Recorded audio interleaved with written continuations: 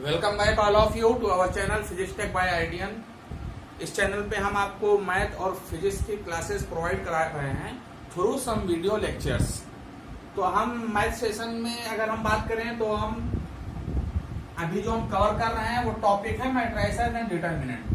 तो उसी को हम आज आगे कंटिन्यू करते हैं और समझते हैं कि आपने लास्ट लेक्चर में एडजॉइंट पढ़ा है। तो एडजॉइंट तो कभी आपसे क्वेश्चन में पूछा नहीं जाएगा एग्जाम में, लेकिन एडजॉइंट की मदद से पूछा क्या जाने वाला है उसके बारे में आज हम डिस्कस करने वाले हैं।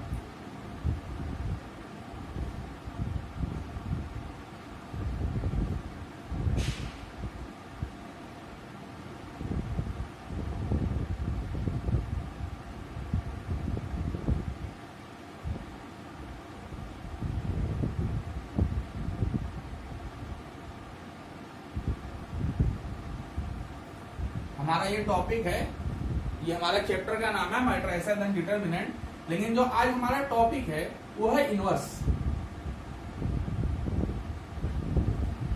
Of matrix. आज हम इनवर्स की बात करने वाले हैं, इसकी थ्योरी देखेंगे, इस पे न्यूमेरिकल्स देखेंगे क्योंकि ये बहुत ही इंपॉर्टेंट टॉपिक है आपके हर एक एग्जाम के लिए। जहां पर अगर सब्जेक्ट में, अगर आपके सिलेबस में मैट्रिसेस एंड डिटरमिनेंट है तो इनवर्स का क्वेश्चन 90% उम्मीद है कि आएगा ही आएगा।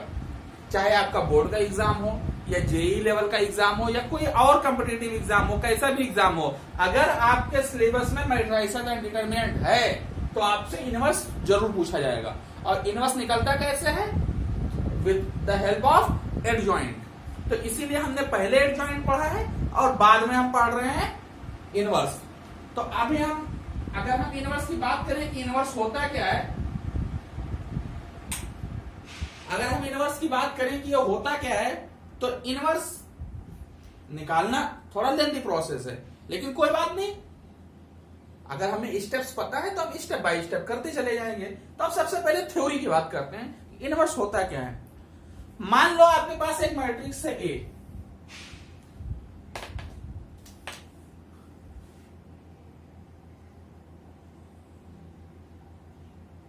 ए क्या है आपके पास? Any matrix. ए आपके पास कोई एक मैट्रिक्स है of n rows and column. क्या है इसमें? एन रो है और एनी कॉलम है, मतलब क्या है? स्क्वायर मैट्रिक्स है। ऐसा भी लिख सकते हैं, एन रोड स्क्वायर मैट्रिक्स। अगर देन ए मैट्रिक्स बी, एक मैट्रिक्स बी ऐसा है, कैसा है? अगर वो एग्जिस्ट करता है, क्योंकि इनवर्स क्या है ना, हर मैट्रिक्स का एग्जिस्ट नहीं करता, उसके कंडीशन के बारे में अभी हम आगे बात करेंगे। जैसे हम आपको उसका इनवर्स निकालने का फॉर्मूला बताएंगे, आपको तुरंत समझ में आ जाएगा कि हर मैट्रिक्स जो है उसका इनवर्स नहीं निकल सकता। बी कैसा मैट्रिक्स है? एक ऐसा मैट्रिक्स है कि अगर वो एग्जिस्ट करता है और ए इंटू बी करिए या बी इंटू ए करिए तो आपको एक आइडेंटिटी मैट्रिक्स मिल जाए, then B is inverse of A. ये है आपकी थ्योरी।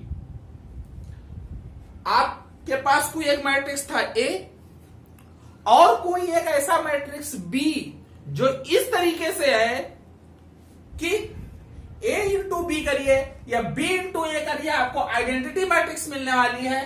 तब जो आपका बी मैट्रिक्स होगा यही आपका इनवर्स है। अब ये कैसे होगा और हम इसको निकालते कैसे हैं? एडजॉइंट की मदद से। तो एडजॉइंट में मैंने आपको पढ़ाया है जब, तो हमने कई सारी प्रॉपर्टी आपको बताई है। जो सबसे बेसिक जो प्रॉपर्टी थी वो क्या थी? ए इंटू एडजॉइंट ऑफ ए अगर आप करेंगे तो क्या मिलता है? Mod A into I.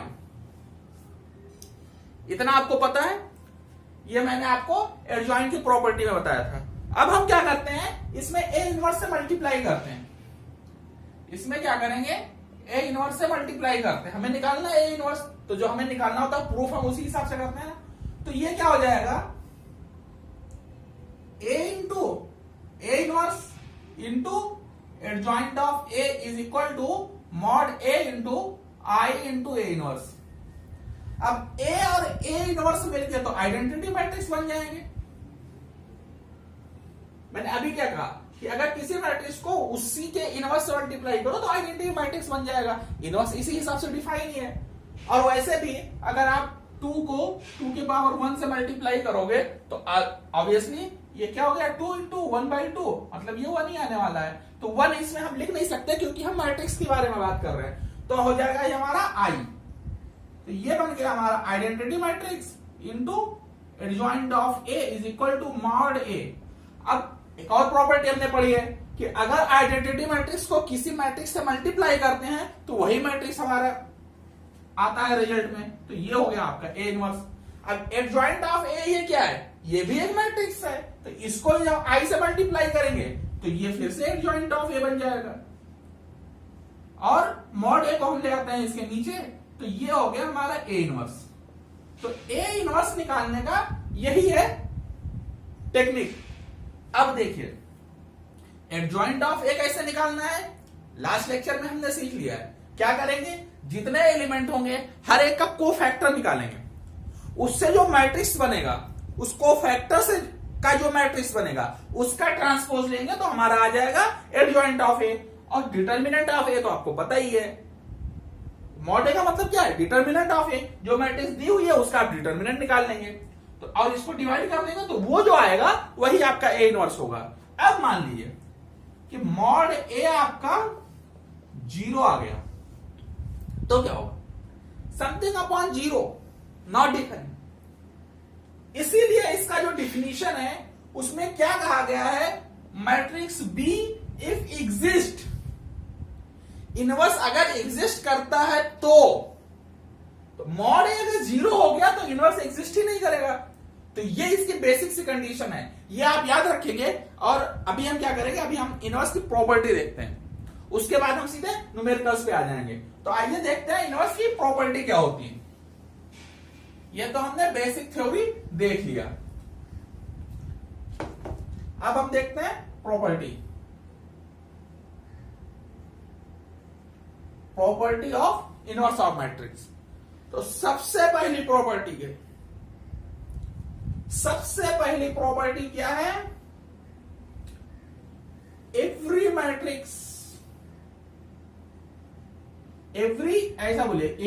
Invertible matrix. अब ये वर्ड हमने क्यों जोड़ा, क्योंकि हम पहले ही बता चुके हैं कि हर एक मैट्रिक्स का इनवर्स नहीं निकलता है। तो ये प्रॉपर्टी किस पे लगेगी, जो मैट्रिक्स हमारा इनवर्टेबल होगा।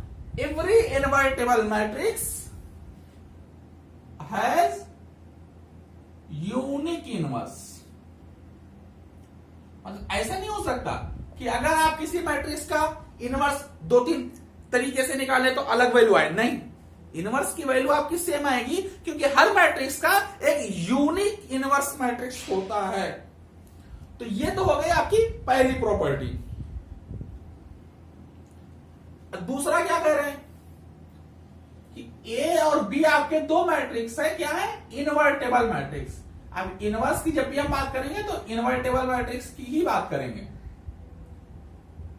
तो क्या होगा, अब देखिए, तो ये क्या बोलता है कि अगर आपको निकालना है ए बी का इनवर्स, दोनों को मल्टीप्लाई करके तब इनवर्स निकालना है, तो इसको क्या कर सकते हैं कि अलग अलग इनवर्स निकालिए और मल्टीप्लाई कर दीजिए। लेकिन वही ए इंटू बी है तो यहां पे क्या हो जाएगा, बी इंटू ए हो जाएगा। तो उम्मीद है कि क्वेश्चन आपको ऐसे नहीं, हो सकता है ऐसे पूछा जाए कि दोनों का अलग अलग इनवर्स निकालिए, मतलब 2 बार इनवर्स निकालिए, उसके बाद मल्टीप्लाई कीजिए। तो मल्टीप्लाई करना भी एक थोड़ा सा टाइम टेकिंग काम है, मतलब उसमें थोड़ा सा अगर आप प्लस माइनस में इधर उधर हुए तो आपका रॉन्ग आंसर आ सकता है। तो वहां पे आप क्या करिए, दोनों मैट्रिक्स को मल्टीप्लाई कर लीजिए और एक ही बार इनवर्स आपको निकालना पड़ेगा, जो ये वाली मैट्रिक्स आएगी। तो अगर आपको क्वेश्चन में ये पूछा है तो आप ये निकाल दीजिए, तो आपको वहां पे क्या है, टाइम बचेगा। इसलिए ये प्रॉपर्टी आप जरूर ध्यान में रखें, बहुत ही इंपॉर्टेंट प्रॉपर्टी है। अब अगला प्रॉपर्टी क्या बोल रहा है कि अगर आपको ए के ट्रांसपोज का अगर आपको इनवर्स निकालना है या आप इनवर्स का ट्रांसपोज निकालिए, वैल्यू सेम आती है। ये वैल्यू आपकी सेम आएगी, ये भी एक प्रॉपर्टी है। और क्या है, और एक सबसे इंपॉर्टेंट प्रॉपर्टी जो है कि आप ए का इनवर्स निकालिए, ए के इनवर्स का जो मॉड होगा ना, वो मॉड ए के इनवर्स के बराबर होगा। ये सबसे इंपॉर्टेंट प्रॉपर्टी है कॉम्पिटिटिव एग्जाम के लिए। आपको उसने क्या किया, मैट्रिक्स ए दे दिया और कहा कि ए इनवर्स का मॉड निकालो। तो अगर आप ए इनवर्स निकालने गए तो आप कम से कम 5-7 मिनट तो ले ही जाएंगे, लेकिन इतना टाइम तो होता नहीं है। और फिर उसका मॉड निकालिए।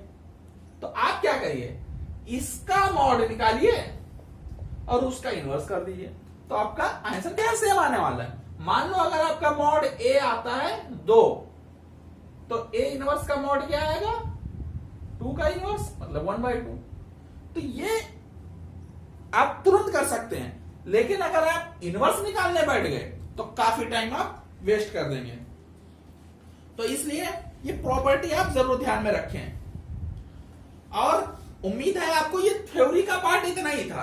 अब हम आते हैं न्यूमेरिकल के पार्ट पे, ताकि आपको ये जो थ्योरी आपने पढ़ी है, इनवर्स निकालना पढ़ा है, इनवर्स निकालना आप सीख भी लीजिए। क्योंकि पढ़ने से प्रैक्टिस जब तक नहीं करेंगे तब तक आपको समझ में आने वाला नहीं है। तो अब हम बात करते हैं न्यूमेरिकल्स की। तो जो न्यूमेरिकल्स हमारा आएगा, हम यहां पे छोटे से स्टार्ट करेंगे और आपको ऊपर तक लेकर के जाएंगे। तो सबसे पहला हम जो न्यूमेरिकल ले रहे हैं ना, वो हम 2x2 का ले रहे हैं कॉन्सेप्ट बेसिस से, ताकि आप एक बार कॉन्सेप्ट को अप्लाई करना सीख जाएं। -1, 5, -3 और 2, ये आपका मैट्रिक्स है। और क्वेश्चन क्या बोल रहा है, फाइंड ए इनवर्स। अब ए इनवर्स अगर हमें निकालना है तो हम सबसे पहले ये चेक करेंगे कि ये मैट्रिक्स इन्वर्टेबल है या नहीं है। वो कैसे चेक करेंगे, मॉड ए निकालेंगे। तो हम सबसे पहले मॉड ए निकालते हैं। मॉड ए 2x2 का बहुत आसान है, इसको इससे मल्टीप्लाई करिए और नेगेटिव साइन के साथ इसको इससे मल्टीप्लाई कर दीजिए। तो -1 इंटू 2 -3 इंटू 5 कितना हो गया, -2 और +15। मतलब हमारा जो मॉड ए आया वो कितना आया, 13। वैल्यू आई 0 नहीं आया ना, पॉजिटिव आया नेगेटिव आया इससे फर्क नहीं पड़ता, 0 नहीं आना चाहिए। अगर 0 आ गया तो मैट्रिक्स नॉन इन्वर्टेबल हो जाएगी। तो मॉड ए की वैल्यू हमें मिल गई, तो मतलब ये मैट्रिक्स इन्वर्टेबल है। तो अब इसके कोफैक्टर्स निकालना स्टार्ट करते हैं। तो हम सबसे पहले क्या निकालेंगे, C11, cofactor of the position of first row and first column. ये क्या है, पहला वाला रो को डिनोट करता है और बाद वाला कॉलम को। पहला रो पहला कॉलम मतलब ये वाली पोजीशन। तो इसका फॉर्मूला क्या होगा, -1 टू द पावर, इन दोनों को ऐड करेंगे, पावर में क्या करेंगे, इन दोनों को ऐड करते हैं, तो ये हो गया 2। अब क्या करेंगे, इसका पोजीशन है तो ये कॉलम और ये रो छोड़ दीजिए, तो क्या बचा 2। -1 का स्क्वायर प्लस हो जाएगा, इसका आंसर है 2। अब अगला निकालते हैं C12, पहला रो दूसरा कॉलम मतलब ये वाला। अब जब इस पे आते हैं तो क्या हो जाएगा, -1 टू द पावर 3, 1 और 2 को ऐड किया तो 3 आ गया। अब ये कॉलम और ये रो छोड़ दीजिए तो क्या बचेगा, -3। तो इसका जब क्यूब करेंगे मतलब ऑड पावर है तो माइनस आएगा, और इस माइनस के साथ मिलके ये भी प्लस हो जाएगा। अब अगला पोजीशन आते हैं C21, दूसरा रो पहला कॉलम मतलब ये वाला। तो तो सबसे पहले इसका पावर लिखते हैं, 2 और 1 3। तो ये रो छोड़ दीजिए और ये कॉलम छोड़ दीजिए, बचा क्या 5। तो -1 का ऑड पावर मतलब माइनस आएगा, और यहाँ पे माइनस नहीं है इसलिए माइनस लगा लेते हैं। माइनस अगर यहां भी होता तो प्लस हो जाता। अब आया C22 मतलब ये वाला, तो -1 का पावर 4। अब ये कॉलम और ये रो छोड़ दीजिए, बचा क्या? -1, ये आ गया -1। अब देखिए, अब हम क्या करेंगे? अब हम लिखेंगे कोफैक्टर्स मैट्रिक्स, मतलब C। तो C11 कितना आया? 2, C21 3, C21 -5 और -1। तो ये आपका आ गया क्या? Cofactor matrix. अब कोफैक्टर मैट्रिक्स आ गया तो अब हम क्या निकालेंगे? Adjoint of A. Adjoint of A क्या होगा? सी का ट्रांसपोज। तो सी का ट्रांसपोज ले लेते हैं। ट्रांसपोज में क्या करेंगे? रो को कॉलम बनाते हैं। तो 2 3 रो है, तो ये 2 3 हमारा कॉलम बन गया। -5 -1 रो है, -5 -1 हमारा कॉलम बन गया। तो एडजॉइंट ऑफ ए आपको मिल गया, तो आप ए इनवर्स बड़ी आसानी से निकाल सकते हैं। ए इनवर्स में क्या करना है आपको? एडजॉइंट को मॉड ए से डिवाइड कर देना है। तो लिख लेते हैं 1/13, 2 -5 3 -1। अब आप यहां पर भी अपना आंसर लिख सकते हैं और चाहे तो इस 13 को अंदर भेज सकते हैं। लेकिन क्या ये मैट्रिक्स है? अगर जब ये मैट्रिक्स है तो 13 अंदर जाएगा तो हर एक एलिमेंट के साथ में डिवाइड होगा। मैट्रिक्स और डिटरमिनेंट में यही डिफरेंस है कि मैट्रिक्स में जब कोई एलिमेंट अंदर जाता है तो हर एक एलिमेंट के साथ में डिवाइड या मल्टीप्लाई होता है, और अगर बाहर निकालते हैं तो हर एक एलिमेंट से निकलता है। लेकिन डिटरमिनेंट में क्या होता है? किसी भी एक रो या कॉलम में मल्टीप्लाई या डिवाइड होता है। तो इस तरह से आप इसका इनवर्स निकाल सकते हैं। बहुत ही आसान सा फंडा है, बस आपको एक बार समझ में आ गया तो इनवर्स के क्वेश्चन आप ऐसे ही कर सकते हैं। बड़े आसान क्वेश्चन होते हैं इनवर्स के। तो उम्मीद है ये 2x2 मैंने लिया था, जल्दी से हो गया और आपको समझ में भी आया होगा। लेकिन हम क्या यहीं पर रुकेंगे? नहीं। एग्जाम में 2x2 बहुत रेयर केस में आता है, जब पूरा पेपर हार्ड हो जाएगा कि हाँ बच्चे के पास टाइम नहीं बचा होगा। लेकिन इनवर्स का क्वेश्चन तो डालना है तो आप 2x2 डाल देते हैं। अब अगर इसमें आपने देखा हो इनवर्स में 2x2 में, तो आप इसको डायरेक्ट भी लिख सकते हैं। क्या करना है? डायगोनल एलिमेंट को इंटरचेंज कर दिया, डायगोनल एलिमेंट को इंटरचेंज कर दिया और बाकी जो दो बचे थे उनका साइन चेंज कर दिया। -3 था, 3 हो गया, -5 था, -5 हो गया, और मॉड ए से डिवाइड कर दिया। तो ये जबानी जमा खर्च वाले सवाल है, लेकिन 3x3 में आपको एक्चुअल कैलकुलेशन करना ही पड़ेगा। तो ये अगर 2x2 आता है तो बहुत आसान है आपके लिए। मॉड ए निकालिए, वहां से आपको ये भी पता चल जाएगा इनवर्टेबल है या नहीं है, और इनवर्स आप तुरंत लिख दीजिए, उसी को चेंज करके और मॉड ए से डिवाइड कर दीजिए। लेकिन अब हम बात करते हैं 3x3 मैट्रिक्स का। अगर आपको समझ में ना आया हो तो एक बार वीडियो को बैक करके दोबारा रिवाइंड करके देखिए, आपको उम्मीद है पूरा समझ में आ जाएगा। और जिन्हें फिर भी समझ में ना आए तो एक क्वेश्चन और हम ट्राई करते हैं, उसके बाद डेफिनेटली आपको समझ में आ ही जाएगा, क्योंकि इसमें कोई हार्ड कैलकुलेशन है नहीं, कोई फार्मूला लगना नहीं है। तो हम जो अगला क्वेश्चन ले रहे हैं वो 3x3 का है। 5 3 8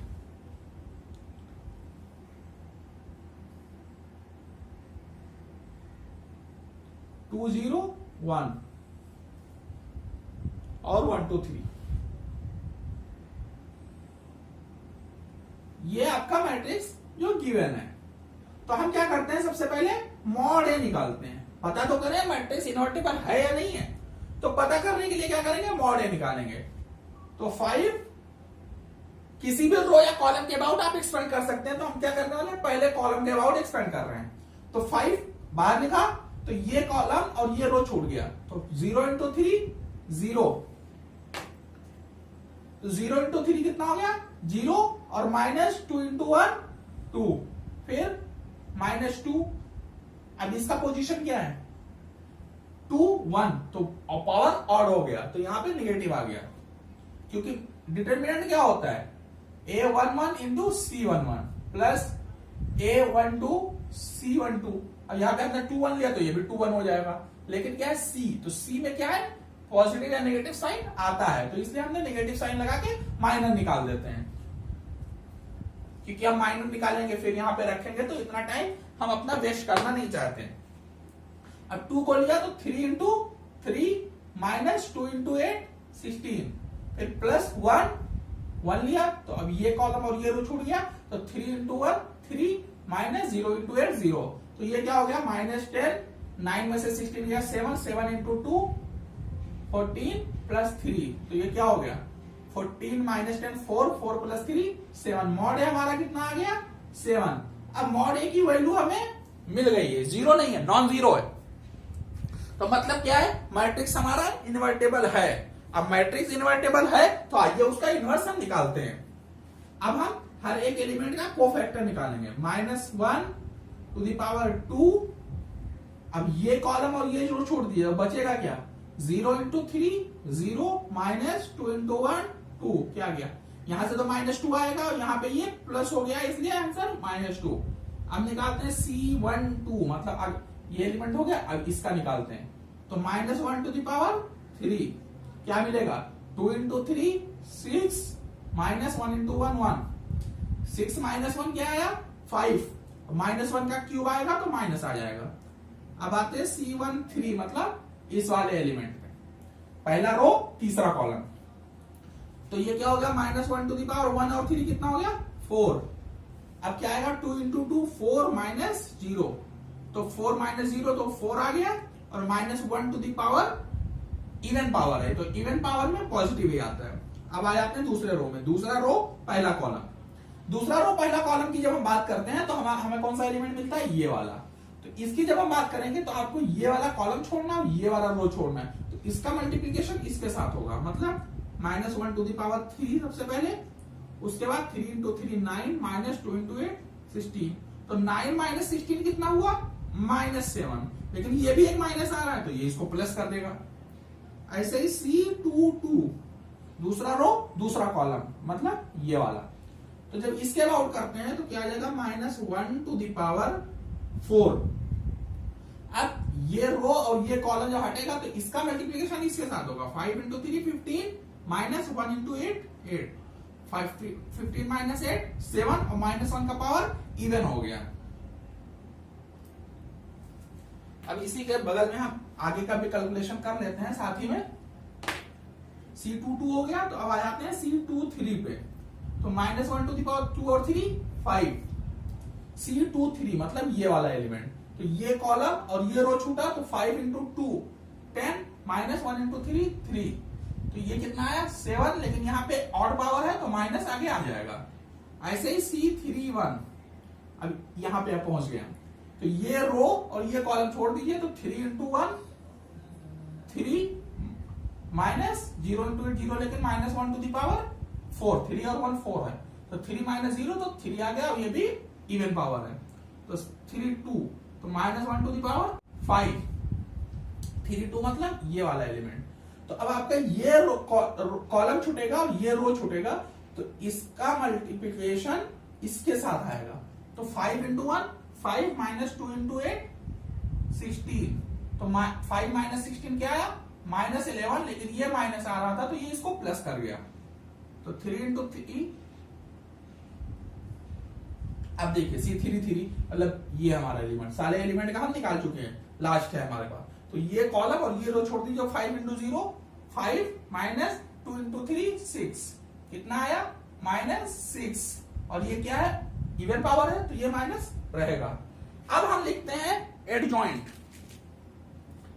अब जब हम आते हैं क्या लिखने एडजॉइंट, तो हम एडजॉइंट में क्या लिखेंगे, एडजॉइंट से पहले हम सी मैट्रिक्स लिखेंगे, सी मतलब कोफैक्टर मैट्रिक्स, तो कोफैक्टर मैट्रिक्स में सारे एलिमेंट को डाल देते हैं, -2 -5 4 7 7 -7 3 11 -6, ये हो गया आपका कोफैक्टर मैट्रिक्स। अब निकालते हैं एडजॉइंट।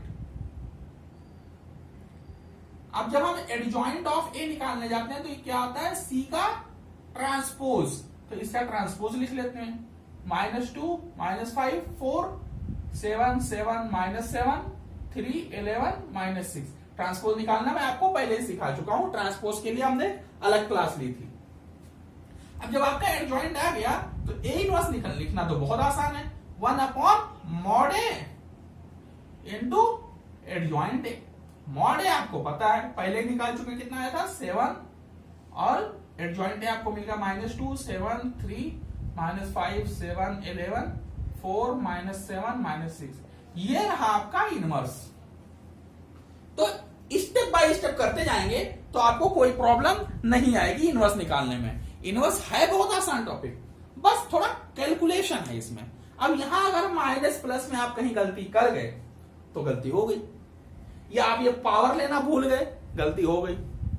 या आप बिना लिखे भी कर सकते हैं, ऐसी बात नहीं कि नहीं कर सकते, टाइम बचाने के लिए कर सकते हैं, लेकिन एक बार आपकी प्रैक्टिस अच्छे से हो जाए फिर आप इसको जैसा चाहिए शॉर्टकट निकाल के करते रहिए। जैसे मैंने 2x2 का तो बता दिया था, आप देख के लिख सकते हैं, लेकिन 3x3 में आपको कैलकुलेशन थोड़ा बहुत तो करना ही पड़ेगा। आप कोई स्टेप मान लीजिए गायब भी कर देते हैं, थोड़ा टाइम बचा लेते हैं, लेकिन आपको टाइम तो देना पड़ेगा, नहीं तो इनवर्स में आप गलती कर सकते हैं। तो उम्मीद है आज का लेक्चर आप लोगों को समझ में आया होगा। इनवर्स निकालना आपको अगर समझ में आ गया हो, वीडियो को लाइक करिए, शेयर करिए दोस्तों के साथ, और अगर हमारे चैनल को अभी तक सब्सक्राइब नहीं किया है तो अभी सब्सक्राइब कीजिए और बेल आइकन को जरूर प्रेस करिए, ताकि अगला वीडियो जैसे ही अपलोड हो आपको तुरंत नोटिफिकेशन मिल सके और आप उस लेक्चर की भी तैयारी, उस टॉपिक की भी, जो टॉपिक सब टॉपिक हमारा चल रहा है उसकी भी तैयारी आप अच्छे से कर सकें, ताकि आपको एग्जाम में काफी हेल्प मिल सके। इसी के साथ हम आज का लेक्चर अभी एंड करते हैं, फिर मिलेंगे अगले लेक्चर में। तब तक के लिए आप तैयारी करिए और इनवर्स की प्रैक्टिस करते रहिए। आपके बुक में बहुत सारे क्वेश्चन होंगे, आप उन क्वेश्चन को सॉल्व करिए और इनवर्स निकालिए। और इसी के साथ हम लेक्चर आज का एंड करते हैं। Thank you.